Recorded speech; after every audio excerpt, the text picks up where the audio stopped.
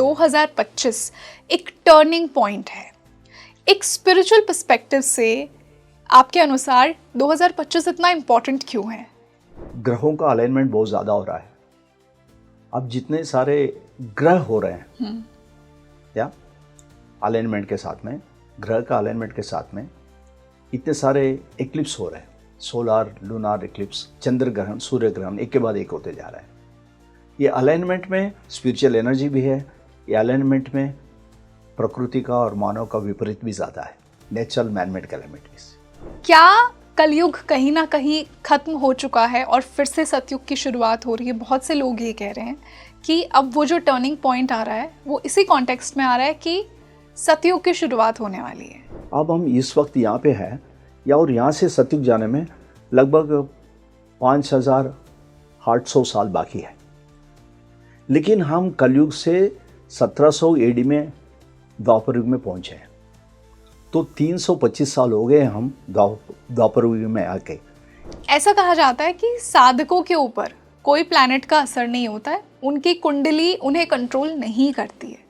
कितनी सच्चाई है इस बात में, और क्या साधना सच में हमें उस स्तर पर ले आती है कि हमें प्लैनेट्स का बुरा प्रकोप नहीं झेलना पड़ता? तो भगवान श्री कृष्ण ने यही कहा है भगवद गीता में, योगी सबसे मेरे को प्रिय है क्योंकि वो साधना कर रहा है। ये साधना करके बाकी क्या प्रभाव नहीं होगा उसके ऊपर में, क्योंकि उसको परिवर्तित कर रहा है। ऐसा नहीं कि वो प्रभाव नहीं हो रहा है, उसे मुड़ रहा है, उस रास्ते से कुछ अच्छा तरफ मुड़ रहा है।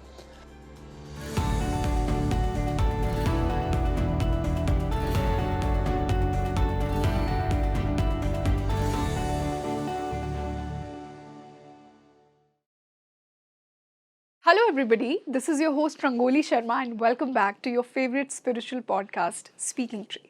देखिए, बहुत से स्पिरिचुअल हीलर्स ये मानते हैं कि 2032 के बाद एक युग परिवर्तन हो रहा है। क्या हम कलयुग से सतयुग की तरफ मूव कर रहे हैं? क्या ये इतना क्विकली होगा? इस समय की एनर्जी क्या है? क्या चेंजेस 2032 तक आने वाले हैं? आज के पॉडकास्ट में हम यही जानेंगे, किस प्रकार वो युग ट्रांसफॉर्मेशन की तरफ हम बढ़ रहे हैं, हमारी कॉन्शियसनेस बढ़ रही है, कलेक्टिव कॉन्शियसनेस की वाइब्रेशन क्या है। आज के पॉडकास्ट में हमने यही जाना है। देखिए, एक युग परिवर्तन हमारे अंदर भी होता है जब हमारी वाइब्रेशन रेज होती है। उसे किस प्रकार रेज किया जाए, उसे कैसे सतयुग की वाइब्रेशन बनाया जाए, आज के पॉडकास्ट में हमने इसी पर बात की है। और इसी खास डिस्कशन के लिए आज जो मेरे साथ गेस्ट जुड़े हैं, पहली बार आपसे मिल रहे हैं, योग प्राण विद्या के फाउंडर हैं और स्पिरिचुअल हीलर हैं। मैं स्वागत करना चाहूँगी NJ रेड्डी सर का। Sir, welcome to speaking tree. आपका नमस्ते, welcome to you also in this interaction into the speaking tree. Wish you all the best. Thank you. Thank you sir. और आज जो हमने off the camera knowledge exchange की, I am sure कि हमारे viewers को एक बहुत ही डीपली इंसाइटफुल स्पिरिचुअल पॉडकास्ट मिलने वाला है। सर, आपने मुझे ऑफ द कैमरा एक बात कही कि 2025 एक टर्निंग पॉइंट है। एक स्पिरिचुअल पर्सपेक्टिव से आपके अनुसार 2025 इतना इम्पोर्टेंट क्यों है? सिंपल तरीके से जानना चाहते हैं तो पहले हम समझे कि 2025 ये पैटर्न 100 ईयर्स में एक बार आता है। 100 साल में। तो हम इस वक्त शरीर में हैं, we are in the incarnation, शरीर में है, तो 100 साल के बाद ये आ रहा है। अब देखा जाए तो एक तरीके से, अब लोग दूसरे तरीके से देखेंगे तो 45 स्क्वायर है। ऐसे मल्टीपल मैथमेटिकल कैलकुलेशन में भी 2025 स्पेशल ईयर है। आप फिजिकली आप देखेंगे कि ग्रहों का अलाइनमेंट बहुत ज़्यादा हो रहा है। अब जितने सारे ग्रह हो रहे हैं या अलाइनमेंट के साथ में, ग्रह का अलाइनमेंट के साथ में इतने सारे एक्लिप्स हो रहे हैं, सोलार लूनार एक्लिप्स, चंद्र ग्रहण, सूर्य ग्रहण एक के बाद एक होते जा रहा है। ये अलाइनमेंट में स्पिरिचुअल एनर्जी भी है, ये अलाइनमेंट में प्रकृति का और मानव का विपरीत भी ज़्यादा है, नेचुरल मैनमेड कैलेमिटीज। तो ये स्पिरिचुअल एनर्जी आ भी रहा है क्योंकि इसका ज़रूरत है, और इसको हम चैनल करेंगे तो ये स्थितियों को हम सुधार सकते हैं, स्पिरिचुअल एनर्जी के साथ सुधार सकते हैं। लेकिन इसके लिए हम लोग तैयार होना है, ये एनर्जी का माध्यम बनना है धरती में। ये एक मौका है, is a great opportunity this particular year. So lot of spiritual energy is descending, but ये स्पिरिचुअल एनर्जी जो आ रहा है इसको माध्यम बनना चाहिए हम लोगों को। सो ज़्यादा लोग तैयार होना है, ज़्यादा लोग मेडिटेशन करके ये वाला एनर्जी को धरती में लाना है, कि ताकि हम ये प्रकृति का, मानव का जो विपरीत है, द नेचुरल मैनमेड कैलामिटीज जिसको बोलते हैं, इसको हम कम कर सकते हैं ये आध्यात्मिक ऊर्जा को इस्तेमाल करके। किस प्रकार हम उस आध्यात्मिक ऊर्जा को यूज कर सकते हैं? जैसे कि हम बोलते हैं सर्वे जना सुखिनो भवन्तु, लोका समस्ता सुखिनो भवन्तु। बुद्धिज्म में बोलते हैं may all sentient beings be blessed. हर प्रेयर में बोलते हैं, Saint Francis of Assisi prayer में बोलते हैं Lord make me an instrument of your peace. तो पीस तो आ रहा है, हम माध्यम बन सकते हैं अगर हमारा भावना ऊंचा है, हमारा उद्देश्य अच्छा है, तो हम वो ऊर्जा धरती में ला सकते हैं जो होने का संभावना है। अगर अच्छा नहीं है उसको परिवर्तित कर सकते हैं, जितना हद तक हम ऊर्जा ला सकते हैं उतना परिवर्तित कर सकते हैं। जो स्थिति ऑलरेडी बिगड़ चुका है उसमें भी परिवर्तन और साधारण स्थिति में लाने का जरिया है माध्यम बनना। ये हीलिंग से संभव है, क्षमा से संभव है, पृथ्वी शांति का ध्यान या मेटा मेडिटेशन संभव है, और कोई भी चैनलिंग मेडिटेशन है, कोई सिस्टम में है उससे भी संभव है। अगर ये संभवता बढ़ाना है तो ग्रुप में आना जरूरी है, संगम शरणम गच्छामि, तो हम ज़्यादा परिवर्तन ला सकते हैं। सो इस समय का ज़रूरत है हम ग्रुप में आके ये ऊर्जा के लिए माध्यम बने, साथ में बैठ के मेडिटेशन करें, तो ये ऊर्जा का इस्तेमाल होगा। और ये समय भी ऐसा है, मौका भी है और स्थिति भी बिगड़ रहा है, आप देख रहे हैं। तो ये यहाँ पे स्थिति बिगड़ रहा है, हम माध्यम बनते हैं, इसमें क्या फ़ायदा होगा? जो लोग माध्यम बनते हैं उनका भी आध्यात्मिक उद्धार होगा माध्यम बनने के कारण। देने में निहित है पाना, और ग्रुप में आएंगे तो बहुत ज़्यादा देंगे तो बहुत ज़्यादा परिवर्तन होगा लोगों का, आध्यात्मिक उद्धार भी होगा। ओके। और ये ज़रूरत भी है इस समय का। सबसे ज़्यादा ज़रूरत ये है कि लोगों को ऊंचे भावना में ले आया जाए ताकि वो माध्यम बने। जी सर, बिल्कुल। सर, जिस प्रकार हमने युगों की बात की, हम कलयुग की बात करते हैं। क्या कलयुग कहीं ना कहीं खत्म हो चुका है और फिर से सतयुग की शुरुआत हो रही है? बहुत से लोग ये कह रहे हैं कि अब वो जो टर्निंग पॉइंट आ रहा है वो इसी कॉन्टेक्स्ट में आ रहा है कि सतयुग की शुरुआत होने वाली है। तो मैं वो आपसे जानना चाहूंगी। जैसे धरती का मूवमेंट के हिसाब से दिन और रात होता है हर रोज, और ये धरती सूर्यमंडल के ये चक्कर लगाने में, एक चक्कर में एक साल में सीजन आते हैं, है ना, अलग अलग सीजन आते हैं। इसी तरह सौरमंडल पूरा का पूरा ये आकाश गंगा के चारों ओर घूम रहा है। इस घूमने के चक्कर में कभी नजदीक आता है, कभी दूर जाता है। ये साइक्लिकल चल रहा है, जैसे रात और दिन चल रहा है। जब नजदीक आता है सतयुग होता है, जब दूर जाता है कलयुग होता है। तो आप समझिए ये सतयुग है, जब नजदीक है। ये गैलेक्सी आकाशगंगा का सेंटर है जिसको विष्णु नाभि भी बोलते हैं, विष्णु नाभि जी। ये नजदीक है तो नाभि के विष्णु नाभि में कौन रहता है? इंटेलेक्चुअल पावर ब्रह्मा रहता है। तो ये सारे चक्र हैं, सहस्रा चक्र भी खुल जाते हैं यहाँ पे। अब सतयुग से बाहर निकलेंगे, this is called golden age, सतयुग। सतयुग से नेक्स्ट में आ जाता है त्रेता युग, हायर मेंटल एज। ये फिलोसॉफिकल एज है, हायर मेंटल एज।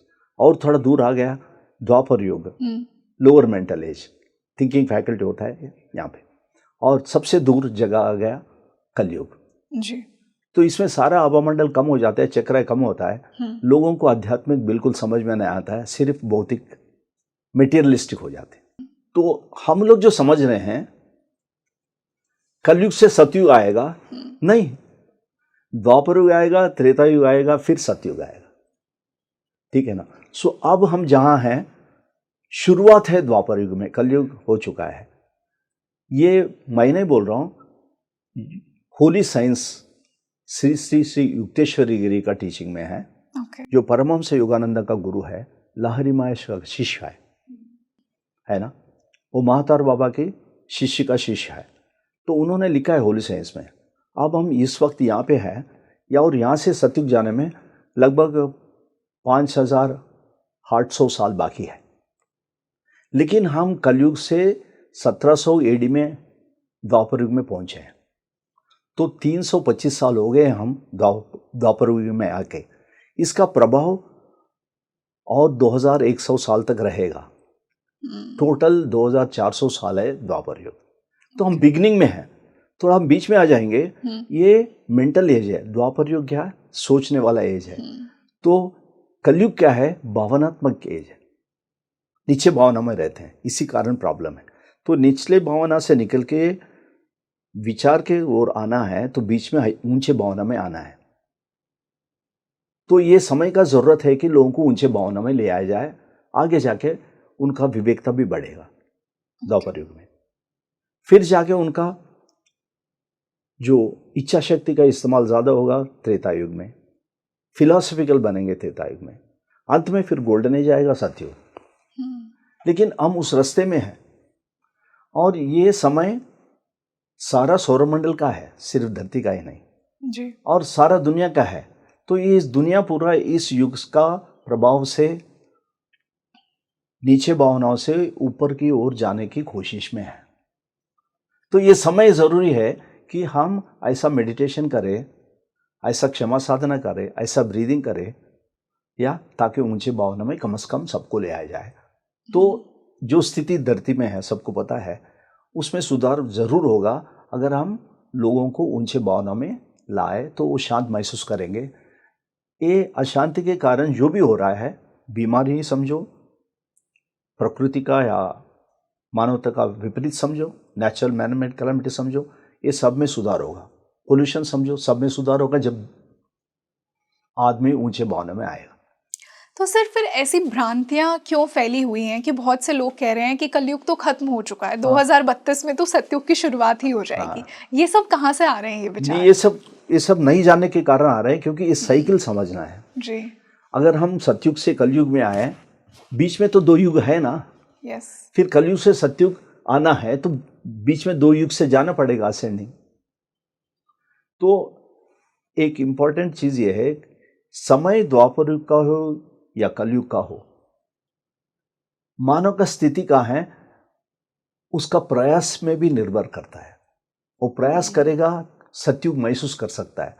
मैं अपना आभामंडल ऊर्जा के हिसाब से बताता हूं कि जब सतयुग होता है कि सबका सहस्रार चक्र सारे बड़े होते हैं, वो लोगों को अपना अंतर स्थिति, आध्यात्मिक स्थिति समझ में आता है।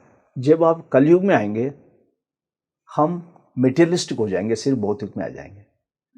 अगर हम अपना अनाहत चक्र बड़ा करेंगे, शांति महसूस करेंगे, और ऊपर ये सहस्रार बड़ा करेंगे, जो ऊपर आनंदमय कोश के साथ जुड़ा देता है, आत्मा आध्यात्मिक तक से जुड़ा देता है। अगर हम इसको बड़ा करेंगे, इस समय में भी आप सतयुग महसूस कर सकते हैं। ये योगिक मेडिटेशन है। प्रीति शांति का ध्यान करके कर सकते हैं, मेत्ता मेडिटेशन करके कर सकते हैं, ग्रेट इन्वोकेशन करके कर सकते हैं, सामूहिक ग्रुप इफेक्ट में कर सकते हैं। और इम्पॉर्टेंट चीज ये है कि जैसे रात में भी आप लाइट लगा सकते हैं, कांति देख सकते हैं, अपने हाथ में है जी। और कुछ लोग दिन में भी अंधकार में रह सकते हैं। तो आप कलयुग या द्वापर युग में होते हुए भी अगर सहस्रा चक्र को बड़ा करेंगे, तो सतयुग महसूस कर सकते हैं। अब सारे लोग सतयुग महसूस नहीं कर सकते, तो कोई बात नहीं, कम से कम अनाहत चक्र बड़ा करे, तो शांति महसूस करे, तो अभी जो स्थिति धरती पे है उसमें जरूर सुधार हो जाएगा। तो ये जरूरी है कि अलग अलग तरीके से ये अनाहत चक्र को कैसा सक्रिय करें। यही चीज हम योग प्राण विद्या इंटीग्रेटेड सिस्टम में बताते थे, किस किस तरीके से हम ऊंचे भावना में आ सकते हैं। एक तरीका नहीं है। सर जैसा आपने मुझे कहा कि हर युग की एक एनर्जी होती है, कलयुग की जो करंट एनर्जी है वो हमारे ह्यूमन कॉन्शियसनेस के लेवल को किस प्रकार अफेक्ट कर रही है, सोसाइटी को कैसे अफेक्ट कर रही है? तो लोगों का कॉन्शियसनेस निचले भावनाओं में है, लोअर इमोशन। लोअर इमोशन का कैरेक्टरिस्टिक्स है गुस्सा, चिड़चिड़ापन, जल्दीबाजी। हाँ, ये स्थिति लोगों को प्रभावित कर रहा है, उसके हिसाब से साइकोसोमैटिक एलिमेंट्स भी हो रहे हैं। मतलब साइको मतलब थिंकिंग एंड फीलिंग, सोमा मतलब शरीर, बॉडी। साइकोसोमैटिक मतलब विचार और भावनाओं में गड़बड़ के कारण जो भौतिक बीमारियां हो रहे हैं 95% वही है। ये बीमारियां जो अभी ये हैं ये कलयुग का प्रभाव से ही हो रहे हैं, और उससे हम थोड़ा बाहर अभी निकले हैं, लेकिन पूरा उससे निकल नहीं पाए हैं और रास्ते में है। तो लोगों को ऊंची भावना में लाएंगे तो इस साइकोसोमैटिक एलिमेंट्स खत्म होंगे। सारे क्रॉनिक एलिमेंट्स, सीरियस एलिमेंट्स, आप समझ रहे ना, और साइकोलॉजिकल एलिमेंट जो इमोशनल एलिमेंट्स हैं, इसमें घट जाएंगे, इसमें कमी हो जाएगी ऑटोमेटिकली। जैसे हम उस प्रभाव से निकले, उसे निकलने के तरीके क्या है? तो बहुत साधारण सिंपल तरीका है कि एक रिदमिक योगिक ब्रीदिंग करें, regulate your breathing, regulate your mind. सांस को नियंत्रण में लाओ, मन नियंत्रण में आएगा। ये मैं नहीं कह रहा हूँ, योगी रामचरिका ने बताया ये 100 साल पहले, 125 साल पहले। हाँ, भगवान श्री रमन महर्षि ने बताया, regulate your breathing, regulate your mind. उसके अलावा क्या कर सकते हैं? क्षमा साधना से ऊंचे भावना में आसानी से आ सकते हैं।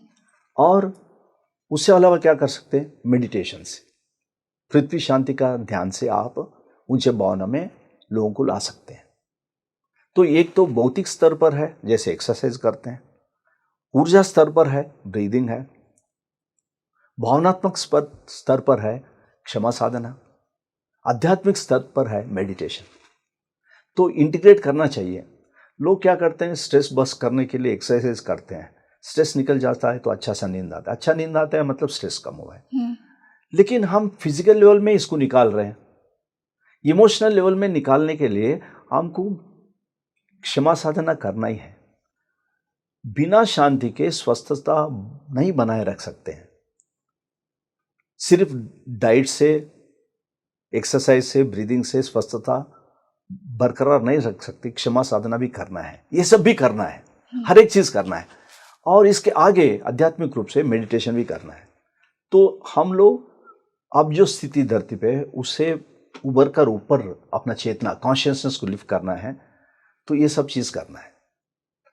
एक ही चीज से नहीं होगा, सारी चीज करना है, इसलिए इंटीग्रेटेड अप्रोच चाहिए। सर, आपने कहा कि फॉरगिवनेस का बहुत बड़ा रोल है, क्षमा साधना ही आपने से नाम क्षमा दिया। साधना। हाँ, तो हम कलेक्टिवली कैसे फॉरगिव कर सकते हैं? क्योंकि आपने कहा कि फॉरगिवनेस एक बहुत ही बड़ा ह्यूमन ट्रेट है जो पूरे युग को हील करने की पावर रखता है। यस, देखिए, रोज पर कुछ ना कुछ सिचुएशन हमारा सामने आता है जी, तो हम निचले भावना में जाते हैं, गुस्सा का शिकार होते हैं। तो इससे बाहर रखने का तरीका मैंने बोला, एक तो ब्रीदिंग कर सकते हैं, लेकिन आप मूल लेवल पे जाएंगे तो क्षमा करना है। अब सब लोग क्षमा नहीं कर सकते हैं क्योंकि वो नीचे भावना में है, तो इसलिए एक साधना इंट्रोड्यूस किया कि उसको प्रैक्टिस करके ऊंचे भावना में आ सकते हैं। तो इसको समझना जरूरी है। देने में निहित है पाना। आप क्षमा करो, आपको क्षमा मिलेगा, क्योंकि हर कोई गलतियां करता है, हमसे भी गलतियां होंगी और उनसे भी गलतियां होते होंगे।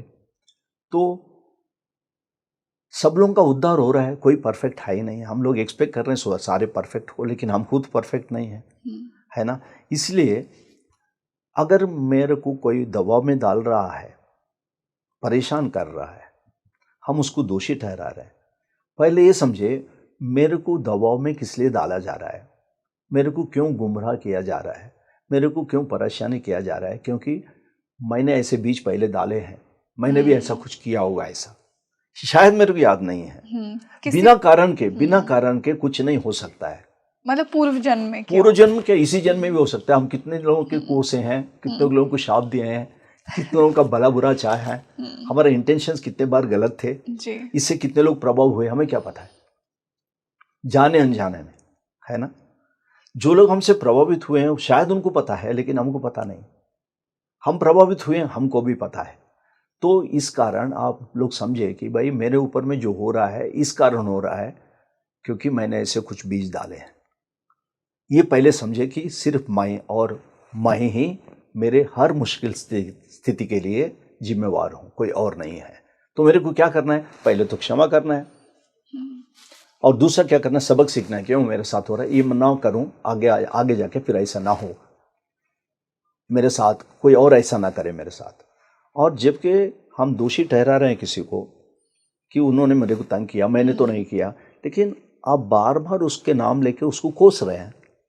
तो सिर्फ क्षमा ही नहीं करना, क्षमा मांगना भी है, क्योंकि हमारा विचार भावना से वो प्रभावित हुआ होगा, है ना। और तीसरी बात, हम भी गलतियां किए हैं, कर सकते हैं, तो हम सबक सीख रहे हैं, तो हम खुद को भी क्षमा करें और आगे बढ़े। तो क्षमा करे, क्षमा मांगे, खुद को क्षमा करे, सबक सीखे, तो सारे लोग ऊंचे मावने में आएंगे। बिना खुशी के स्वस्थता बनाए नहीं रख सकते, मैं फिर से बता रहा हूं। तो बिना क्षमा करे खुश नहीं रह सकते आप। देने में निहित पाना, क्षमा करने से आपको क्षमा मिलेगा। एक लॉर्ड्स प्रेयर में, एक प्रेयर में आवर फादर का एक प्रेयर है, आप सुनेंगे उसमें, lord forgive my trespass as I forgive those who trespass against me. जैसे जैसे माफ करते जाता हूँ, मुझे भी माफी दिला दो। मतलब अपना पात्रता बढ़ता है जब आप क्षमा करते हैं जी। तो आपका आने वाला समय में, भविष्य में परिवर्तन होगा। फ्यूचर इज डायनामिक, आने वाला कल आपके हाथ में है। क्षमा करके आप अपना रास्ता बढ़िया बना रहे हैं, आप छुटकारे पा रहे हैं। एक गौतम बुद्ध का स्टेटमेंट है, forget and forgive for your own health and happiness. इसका लंबा स्टेटमेंट है, if you are not saintly enough to forgive, if you are not saintly enough to love your enemy, at least forget and forgive for your own health and happiness। तो यहाँ पे दोनों आ गए हैं, health स्वस्थता और खुशी के लिए कम से कम क्षमा करो और भूल जाओ। अगर आप संत जैसे नहीं हैं कि दुश्मन को प्यार कर सके, कम से कम क्षमा करो, माफ, भूल जाओ, खुद का खुशी और स्वस्थता के लिए। तो इसको गहराई से देखेंगे तो आप देखेंगे कि भाई क्षमा करने से आप स्वस्थता बरकरार रख सकते हैं और खुश रह सकते हैं। अगर आप दुश्मन को प्यार कर सकते हैं, उस स्थिति में हम नहीं हैं, संत ही है। लेकिन यहाँ पे एक अच्छा टीचिंग ये है कि अगर आप क्षमा कर सकते हैं और आगे जाके आप दुश्मन को प्यार भी कर सकते हैं, तो आप संत बन जाएंगे। तो एक फॉरगिवनेस करते करते करते एक दिन ऐसा स्थिति आएगा, आप दुश्मन को भी आप समझेंगे ये मेरे से अलग नहीं है। ये स्थिति आएगा तो आपका स्थिति ऊपर जाएगा, आपका दिव्य एकत्व महसूस होगा, अद्वैत में जाएंगे आप, जिसको बोलते योगा हो जाएगा या समाधि हो जाएगी, या और आप संत बनेंगे। तो ये संत बनने के लिए क्षमा साधना एक जरिया है। करते करते करते एक दिन में नहीं, चलते चलते हो जाएगा। अगर आप क्षमा कर सको, ऊंचे भावने में आओगे। आप अगर दुश्मन को प्यार कर सको तो आध्यात्मिक स्तर पर पहुंचाएंगे। वहाँ पे कोई दो नहीं। अध्यात्म मतलब आदि आत्मा, आप स्पिरिचुअलिटी पे जा रहे हैं, द्वंद्व से, ड्यूअल से एक हो रहे हैं, तो कोई अलग है ही नहीं। वो स्थिति में आने के लिए पहले यहाँ पे आना है कि हम क्षमा करें। तो ये एक बहुत बढ़िया जरिया है क्षमा करना। अच्छा कर्मा बनता है, क्योंकि आपको भी क्षमा मिलेगा और आप आने वाला समय में परिवर्तन आ सकता है। फ्यूचर इज डायनामिक, ये बदल सकता है, आपके हाथ में है। नहीं क्षमा कर सकते तो आप फिर उसको झेलना पड़ेगा। जब हम खुद की कॉन्शियसनेस, खुद की एनर्जी पे काम करते हैं, तो सर किस प्रकार हम खुद को हील कर सकते हैं? क्योंकि आपने एनर्जी हीलिंग की बात करते हैं, तो हमारे अंदर के पैटर्न्स को कैसे रिकॉग्नाइज करें और खुद पे किस प्रकार काम करें? देखिए ना, 2 पॉइंट यहाँ पे बोलता हूँ कि भाई जब आप तनाव में हैं, आपका सांस ठीक से नहीं चलता है। यस। हाँ, हड़बड़ में चलता है, हड़बड़ में चलता है।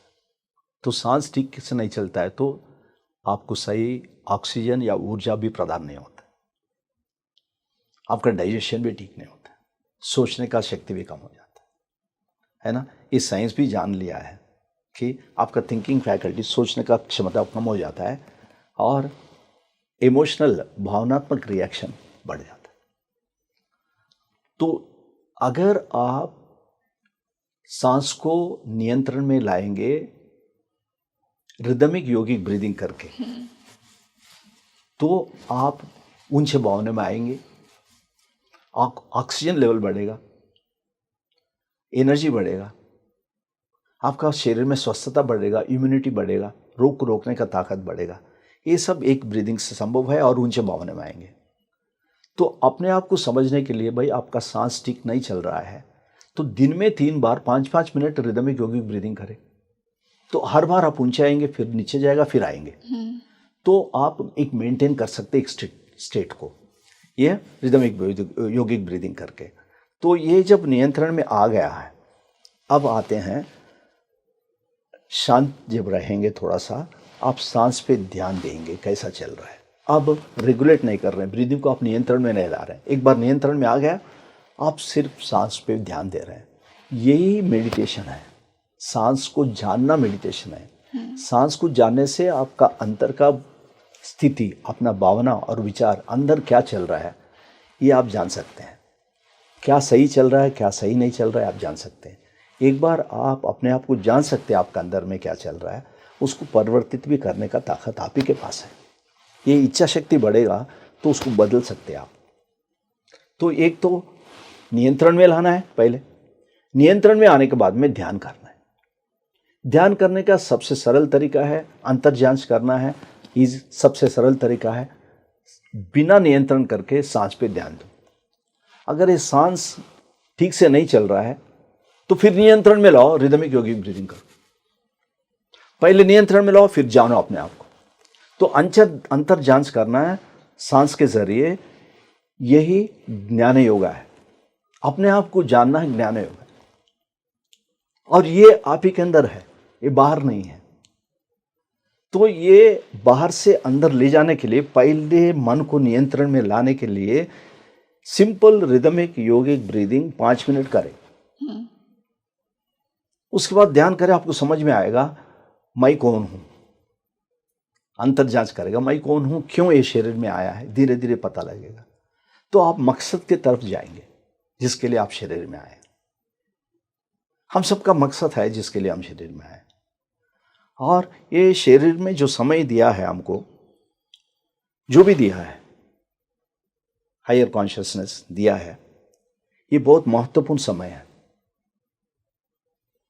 बिना मकसद के हम इस शरीर में आए ही नहीं।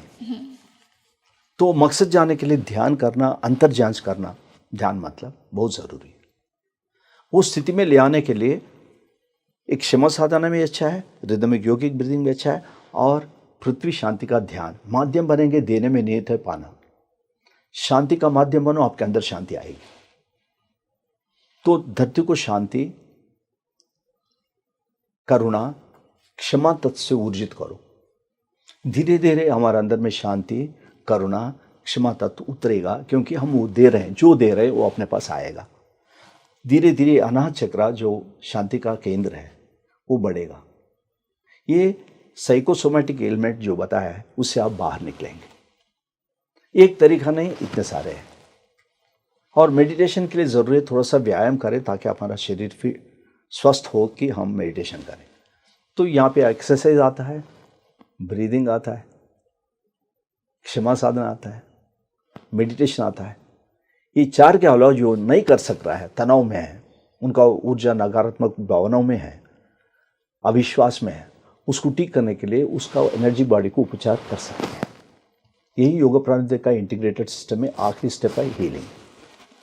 और हर घर में एक हीलर हो तो हम हर घर में शांति बनाए रख सकते हैं और धरती में परिवर्तन हो जाएगा।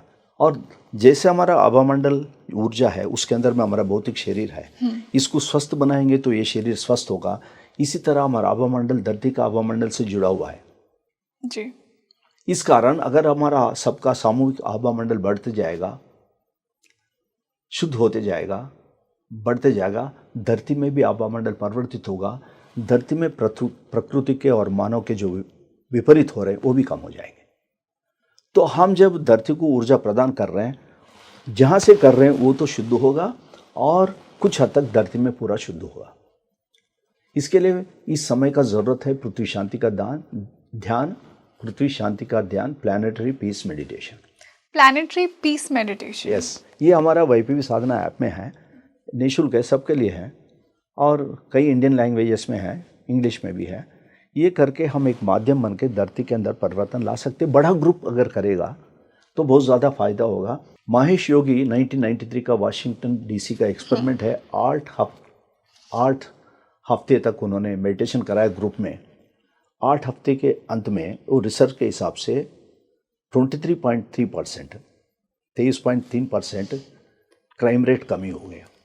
ये लोग सामूहिक मेडिटेशन करें तो वहाँ पे इतना परिवर्तन आया। तो ये सामूहिक प्लानिटरी पीस मेडिटेशन करना इस समय का बहुत ज़्यादा ज़रूरत है। और जो ऊर्जा 225 में आ रहा है, हम माध्यम बन के ऊर्जा धरती में दे सकते हैं और इस प्रयास में धरती का उद्धार होगा, प्लानिटरी स्पिरिचुअल एवोल्यूशन, जिसके लिए हम लोग शरीर में आए हैं। धरती का आध्यात्मिक उद्धार होगा, वो उद्धार आदमी कर सकता है और ये करने वाला है उनका भी उद्धार होगा। सर, जैसा आपने भाग्य की बात की, हम सब ये मानते हैं कि हमारी कुंडली है, हमारी किस्मत लिखी गई है, साथ में एक फ्री विल भी है। ऐसा कहा जाता है कि साधकों के ऊपर कोई प्लैनेट का असर नहीं होता है, उनकी कुंडली उन्हें कंट्रोल नहीं करती है। कितनी सच्चाई है इस बात में, और क्या साधना सच में हमें उस स्तर पर ले आती है कि हमें प्लैनेट्स का बुरा प्रकोप नहीं झेलना पड़ता? कुछ हद तक भाग्य है। अब जो स्थिति अब हमारा है, अभी इस वक्त अपना स्थिति जो है भाग्य के हिसाब से, आने वाला स्थिति में परिवर्तन उतना होगा जितना आप अपना इच्छा शक्ति का इस्तेमाल करते हैं, मोह का इस्तेमाल करते हैं, जितना आप सेवा करते हैं, जितना आप क्षमा करते हैं, जितना आप पृथ्वी शांति का ध्यान करते हैं, जितना आप हीलिंग करते हैं, इससे आपका भाग्य में बदलाव होगा। तो भाग्य का जो प्रभाव है उसे छुटकारा पाने के लिए साधक, योगी, तो भगवान श्री कृष्ण ने यही कहा है भगवद गीता में, योगी सबसे मेरे को प्रिय है, क्योंकि वो साधना कर रहा है। ये साधना करके बाकी का प्रभाव नहीं होगा उसके ऊपर में, क्योंकि उसको परिवर्तित कर रहा है। ऐसा नहीं कि वो प्रभाव नहीं हो रहा है, उसे मुड़ रहा है, उस रास्ते से कुछ अच्छा तरफ मुड़ रहा है। मैं यही बोला, पृथ्वी शांति का ध्यान है या बाकी तरीका है, हीलिंग है, हीलिंग सिखाना है, ये सब चीज़ों से सहस्रार बढ़ता है। सहस्रार बढ़ने से आप आध्यात्मिक स्तर पे जा रहे हैं। तो ये प्रपंच दुनिया, प्रपंच उपशमम, ये मंडूक उपनिषद में 7वां और 12 श्लोक में बताते हैं। प्रपंच उपशमम मतलब ये सृष्टि के परे आपका चेतना जाएगा, कॉन्शियसनेस जाएगा, तो ये भाग्य का प्रभाव से आप मुक्त होंगे। ये भाग्य का प्रभाव से मुक्त होंगे तो बहुत बड़ा चीज़ है, समझना है। ये सृष्टि आया है, सृष्टि जाएगा, दूसरा सृष्टि आएगा। इसको बोलते हैं ना, सृष्टि आया है, फिर प्रलय है, फिर सृष्टि आएगा। जैसे दिन है, रात है, फिर दिन आएगा। तो ये हम लोग दिन रात की बात कर रहे हैं। तो ऊपर का लेवल में देखेंगे, अब सृष्टि है, प्रलय है, फिर सृष्टि आएगा। तो ये सृष्टि प्रलय सृष्टि से परे जाएगा, जो सहस्रार के ऊपर जाएगा, चेतना ऊपर ले जाएगा तो उसके परे जाएगा। इसको बोलते हैं प्रपंचो उपशमम। तो मंडूक उपनिषद का आखिरी श्लोक बताता हूँ। ये साधन से जो होता है जी, अमात्रा मतलब ओम मात्रा है, कोई शब्द नहीं, निशब्द समय, स्थिरता, अमात्रा। चतुर्थम जागृत स्वप्न सषुप्ति सुषुप्ति, चतुर्थम बियॉन्ड इट। प्रपंचो उपशमम बियॉन्ड दिस मैनिफेस्टेड सृष्टि एंड प्रलय। अमात्रा या ये उस स्टेज है, ये आनंदमय कोश में जाने का है, सहस्रार खुला है। चतुर्थम प्रपंचो उपशमम, शांतम एक्सपीरियंस पीस, शिवम ब्लिस, अद्वैतम नो टू ओनली वन, या अव्यवहार्यम नो टू ओनली वन। ये हमारा साधक पहुंचने का लक्ष्य, इसको बोलते परमहंस। वो पहला स्टेज है, ये सृष्टि से परे जाने का। तो वो तो भाग्य से निकल गया। तो एक इस वक्त जो समय है, मेंटल डेवलपमेंट है, लोगों का सोचने का बढ़ रहा है, द्वापर युग का इफेक्ट है। इस समय संभव है कि वो स्थिति इसी जन्म काल में पूरा हो सकती। वरना कई जन्म लग सकते हैं। ये बहुत मौका है यहाँ पे धरती पे इस वक्त। अगर लेने वाला नहीं है तो देने वाला किसको देगा? तो धरती पे ये मौका है, ड्युअलिटी है, सुख दुख है ना? मेन ड्युअलिटी सुख दुख है ना? या ये ड्युअलिटी से बाहर निकलने के लिए यहाँ पे मौका है। लोग बहुत ज़रूरतमंद हैं, बहुत लेने वाले हैं, अशांत हैं, उनके अंदर में शांति लाने के आपके पास मौका है। इस मौका का इस्तेमाल करके आपका कर्मा बढ़ा सकते हैं। हाँ। अगर आप अबंडेंट हैं तो आप दे सकते हैं। यस, हम लोग दे रहे करके हम लोग घमंड फील नहीं करना। मेरे को देने के लिए दिया है उसने, आभार प्रकट करना, और लेने वाला कोई है इसीलिए मैं दे पा रहा हूं। yes. ये वाला भावना से देना है हमको, चाहे हीलिंग हो, क्षमा हो, ये करना है। चाहे कुछ चीज़ हम बांटते हैं, हमारे पास जो है दान दक्षिणा करते हैं, ये सब देने के लिए, लेने के लिए कोई है तभी दे सकते हैं ना।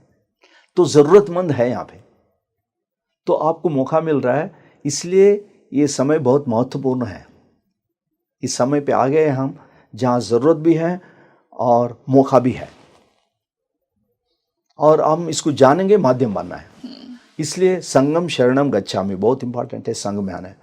और अविश्वास है स्थितियों के कारण, डर है, गुस्सा है, अपने आप इससे बाहर निकलना मुश्किल है।